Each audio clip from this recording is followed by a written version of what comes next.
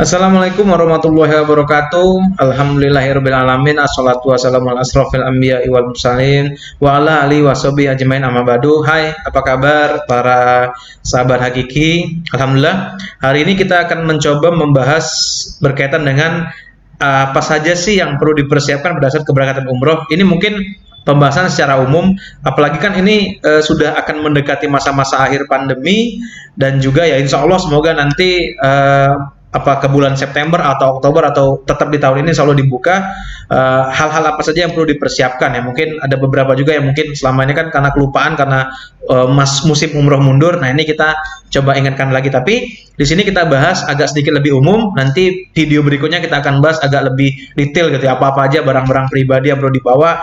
Nanti kita akan jelaskan. Oke, kita mulai saja materinya.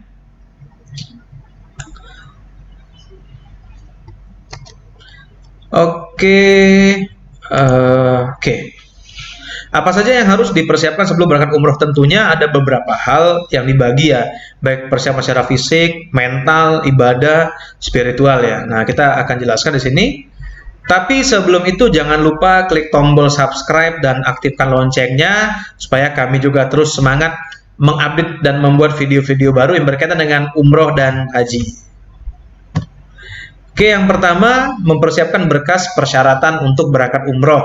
Jadi tentunya karena kita harus melakukan aktivitas antar negara, jadi ada beberapa berkas-berkas yang harus dipersiapkan oleh calon jamaah yang lebih baik disiapkan itu di jauh-jauh hari, minimal paling enggak 45 hari sebelum keberangkatan. Misalnya apa?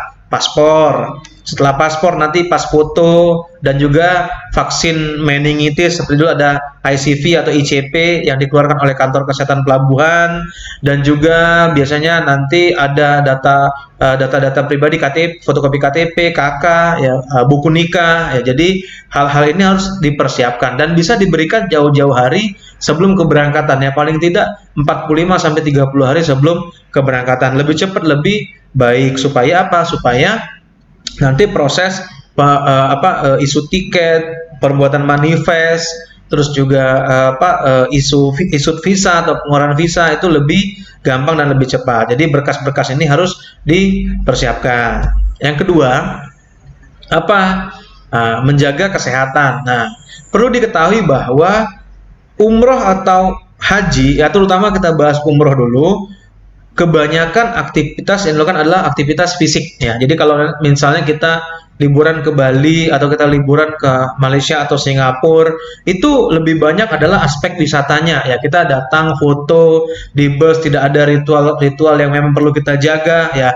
Tapi apabila kita umroh, itu memang benar-benar aktivitas fisik itu sangat diperlukan. Karena apa? Di sana nanti akan ada larangan-larangan ihram, akan ada waktu-waktu mustajab yang jarang kita lewatkan, akan ada tempat-tempat mustajab yang perlu tenaga dan seperti ke Raudhah kita perlu ngantri, terus juga kita tawaf, kita syai. Nah, ini memerlukan kesehatan yang cukup cukup prima ya. Jadi kita harus jaga kesehatan yang harus dipersiapkan. Bagaimana kalau kurang sehat? Ya insya Allah nanti di sana sebelumnya misalnya dipersiapkan obatnya, atau memang yang agak kurang, misalnya ada gangguan berjalan atau sulit berjalan, sakit kaki atau apa, disiapkan kursi roda ataupun lain-lainnya.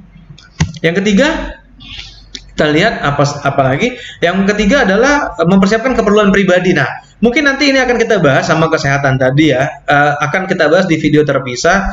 Sebenarnya apa saja sih, misalnya kayak laki-laki, kadang-kadang sering ditanyakan perlu baju berapa dibawa, perlu baju koko kah, atau perlu baju gamis kah, atau segala macam. Nah, ini tergantung nanti berbagai versi ya. Jadi ada yang pengen, saya nggak mau bawa apa-apa, pengen belanja di sana ya, terus jadi oleh ke Indonesia. Ada juga yang memang semuanya dipersiapkan gitu ya. Alat makan gimana, misalnya, terus bon cabai perlu bawa atau enggak, apa aja, Indomie segala macam. Nah, ini nanti akan kita bahas secara detail ya, baik untuk laki-laki, perempuan, nanti mulai dari pakaian dan makanan apa saja misalnya mau dibawa, atau perlu bawa magic jar enggak gitu ya, atau rice cooker atau pemanas air. Nanti kita akan bahas lebih detail ya.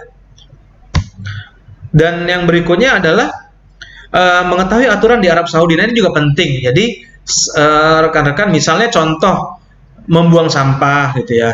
terus juga misalnya merokok ya. Mungkin ada beberapa aturan yang tidak sebebas di tempat kita ya. Ditambah lagi misalnya di sana keluar harus menggunakan terutama perempuan atau laki-laki juga tidak boleh memakai celana pendek, celana kolor gitu ya. Perempuan juga misalnya jilbab tidak boleh tidak berjilbab gitu, dan juga ada aturan baik tertulis maupun tidak tertulis yang harus dipatuhi dan harus diketahui sebelum berangkat gitu ya. Karena ini negara Islam dan lumayan cukup ketat, dan juga nanti di sana ada banyak aturan-aturan yang harus dipatuhi. Misalnya harus menggunakan kalung kalau mau kemana-mana ya, karena itu mengganti paspor. Nah, ini banyak aturan-aturan yang memang harus dipahami.